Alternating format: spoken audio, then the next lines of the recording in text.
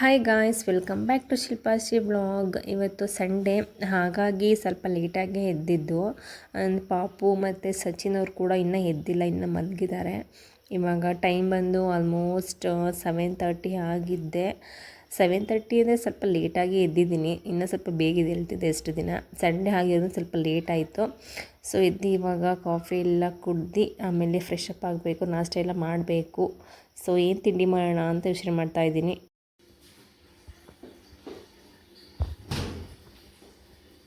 ಶುಂಠಿ ಕಾಫಿ ಮಾಡೋಣ ಅಂತೇಳಿ ಇವಾಗ ಶುಂಠಿ ತಗೊಂಡೆ. ಅಂದರೆ ಸಚಿನ್ ಅವ್ರಿಗೂ ಕೂಡ ನನಗೂ ತುಂಬ, ಅಂದರೆ ವೆದರ್ ತುಂಬ ಕೋಲ್ಡ್ ಇದೆಯಲ್ಲ, ಹಾಗಾಗಿ ಸ್ವಲ್ಪ ಕೆಮ್ಮು ಮತ್ತು ಕೋಲ್ಡ್ ಆಗಿದೆ. ಹಾಗಾಗಿ ಶುಂಠಿ ಕಾಫಿ ಮಾಡೋಣ ಅಂತ ಹೇಳಿ ಬ್ಲ್ಯಾಕ್ ಕಾಫಿ. ಸೊ ನಾವೇನು ಹಾಲು ಮಿಕ್ಸ್ ಮಾಡಿ ಕಾಫಿ ಮಾಡ್ತಿಲ್ಲ ಇವತ್ತು, ನನಗೆ ಶುಂಠಿ ಕಾಫಿಯೇ ಮಾಡ್ತಾಯಿದ್ದೀನಿ. ಸೊ ಒಂದು 4-5 ಕಾಳು ಮೆಣಸು ಹಾಕ್ತಿದ್ದೀನಿ, ಮತ್ತು ಒಂದು ಸ್ವಲ್ಪ ಶುಂಠಿ ಹಾಕಿ ಸ್ವಲ್ಪ ಇದನ್ನು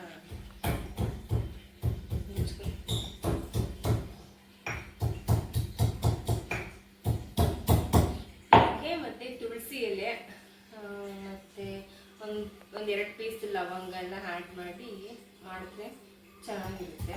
ಅಂದರೆ ಇದನ್ನ ಅಜ್ಜಿ ಕೈ ಮಾಡಿಸ್ಕೊಂಡು ಕುಡಿದ್ರೆ ತುಂಬ ಚೆನ್ನಾಗಿದೆ. ಅವ್ರಿಗೆಲ್ಲ ಗೊತ್ತಿರುತ್ತಲ್ವ, ಸೊ ಏನೆಲ್ಲ ಹಾಕಿ ಮಾಡಿಕೊಟ್ರೆ ಕೆಮ್ಮು ಹೋಗುತ್ತೆ ಅಂತ.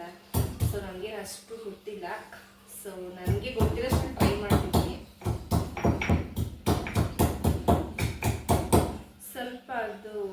ಸ್ವಲ್ಪ ಲೈಟಾಗಿ ಸ್ಮ್ಯಾಶ್ ಮಾಡಿಕೊಂಡು ನೀರು ಕಾಲಿನೊಳಗಡೆ ಹಾಕಿ ಕುದಿಸಿದ್ರೆ ಅದು ನೀರಲ್ಲೇ ಬಿಟ್ಕೊಳ್ಳುತ್ತೆ.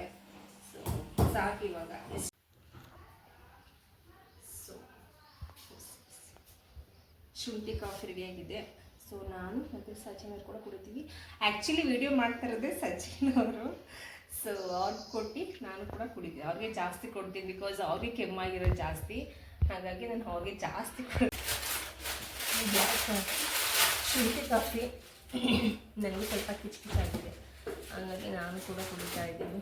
ಸಚಿನ್ ಅವ್ರು ಕುಡಿತಿದ್ದಾರೆ, ಬಟ್ ಅವ್ರಿಗೆ ಸ್ನ್ಯಾಕ್ಸ್ ಥರ ಅವ್ರಿಗೆ ಬಿಸ್ಕೆಟ್ ಕೂಡ ಇರಬೇಕು.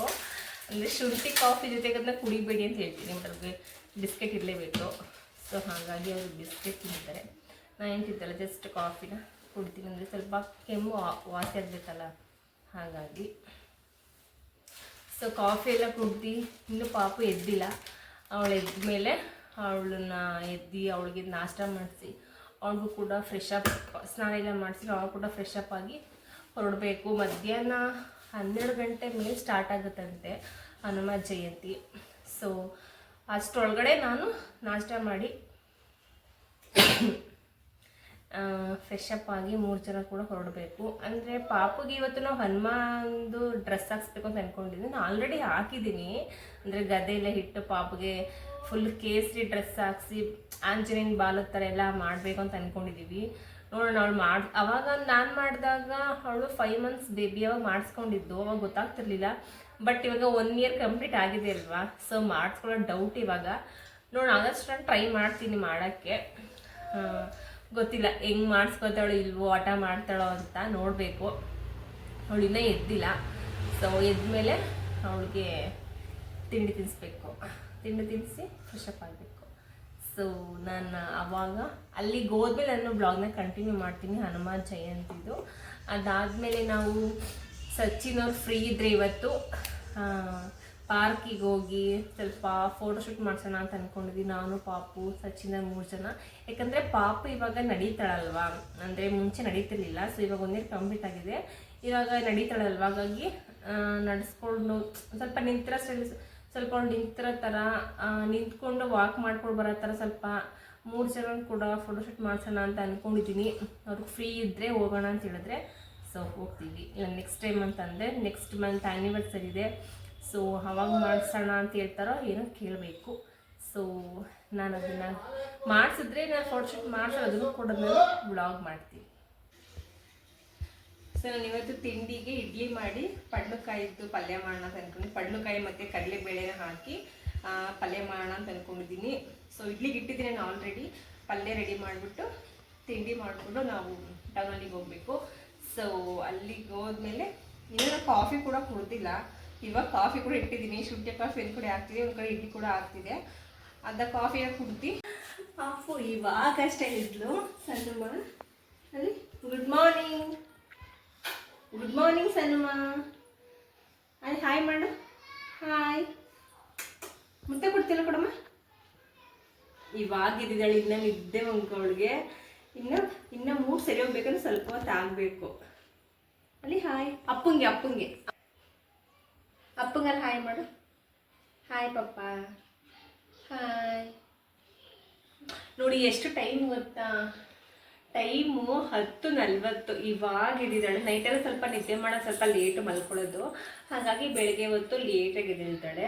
ಇನ್ನೂ ನಿದ್ದೆ ಹೋಗಿಲ್ಲ, ಇನ್ನೇ ನಿದ್ದೆ ಮಲ್ಕಲೇ ಇದ್ದಾಳೆ. ಅದಕ್ಕೆ ಮಾತಾಡ್ಸಿದ್ರು ರಿಯಾಕ್ಟ್ ಮಾಡ್ತಿಲ್ಲ ಅಲ್ವಾ ಶನುಮ. ಅವಳ ಮೂಡ್ ಇನ್ನೂ ಸ್ವಲ್ಪ ಸರಿ ಹೋಗ್ಬೇಕು, ಸ್ವಲ್ಪ ಲೇಟ್ ಆಗುತ್ತೆ.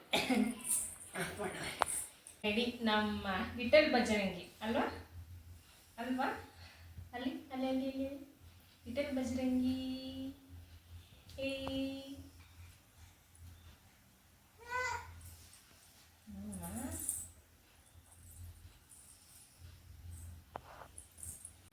ಸೊ ರೆಡಿಯಾಗಿ ಆಯಿತು. ಇವಾಗ ಹೊರಡ್ತಾ ಇದ್ದೀವಿ. ಅಂದರೆ ಹನುಮ ಜಯಂತಿ ಮಾಡ್ತಿದ್ರಲ್ಲ, ಸೊ ಅಲ್ಲಿಗೆ ಹೋಗಬೇಕು. ಪಾಪುಲಿದೆ, ಸೊ ಅವ್ಳಿಗೆ ಸ್ವಲ್ಪ ಬಿಸ್ತಿದೆ, ಹಾಗಾಗಿ ಸ್ವಲ್ಪ ಕಡಿಮೆ ಹಾಕೋಣ ಗಾಡಿ ಹೋಗ್ಬೇಕಾದ್ರೆ ಅಂತ ತಗೊಂಡಿದ್ದೀನಿ. ಇನ್ನು ಅವಳಿಗೆ ಪಂಚೆ ಉಡ್ಸಿದ್ದೀನಿ. ಸೊ ಹೇಗೆ ಕಾಣಿಸ್ತಿದೆ, ಕ್ಲಾರಿಟಿ ಕಾಣಿಸಲ್ಲ.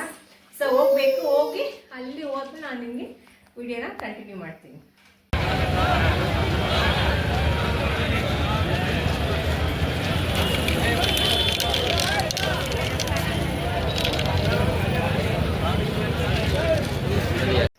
ಇವಾಗ ಸ್ವಲ್ಪ ಫ್ರೀ ಟೈಮ್ ಇತ್ತಲ್ಲ, ಹಾಗಾಗಿ ಪಾರ್ಕಿಗೆಲ್ಲನೂ ಹೋಗೋಕ್ಕಾಗಲಿಲ್ಲ.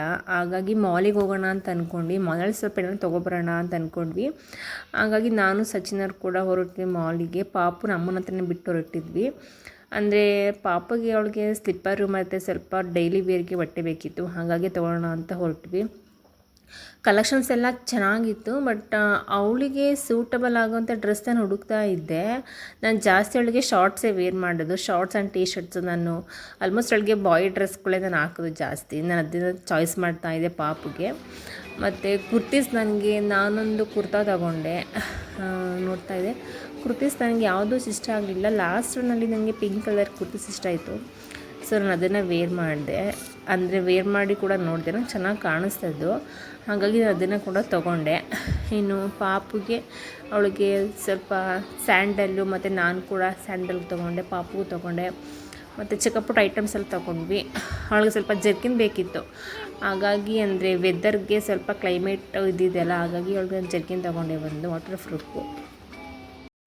ನಾನಿವಾಗ ತೋರಿಸ್ತಾರೋ ಕುರ್ತಾನೇ ತೊಗೊಂಡಿದ್ದು. ಚೆನ್ನಾಗಿತ್ತು, ನಂಗೆ ನೋಡಿದ ತಕ್ಷಣ ಇಷ್ಟ ಆಯಿತು. ಸೊ ಹಾಗಾಗಿ ಸಚಿನವ್ರು ಕೂಡ ಚೆನ್ನಾಗಿ ಕಾಣಿಸಿದೆ ಅಂತ ಹೇಳಿದರು, ಹಾಗಾಗಿ ತೊಗೊಂಡೆ ನಾನು. ಸೊ ಇದಾಗಿತ್ತು ಗಾಯ್ಸ್ ಇವತ್ತಿನ ವ್ಲಾಗ್.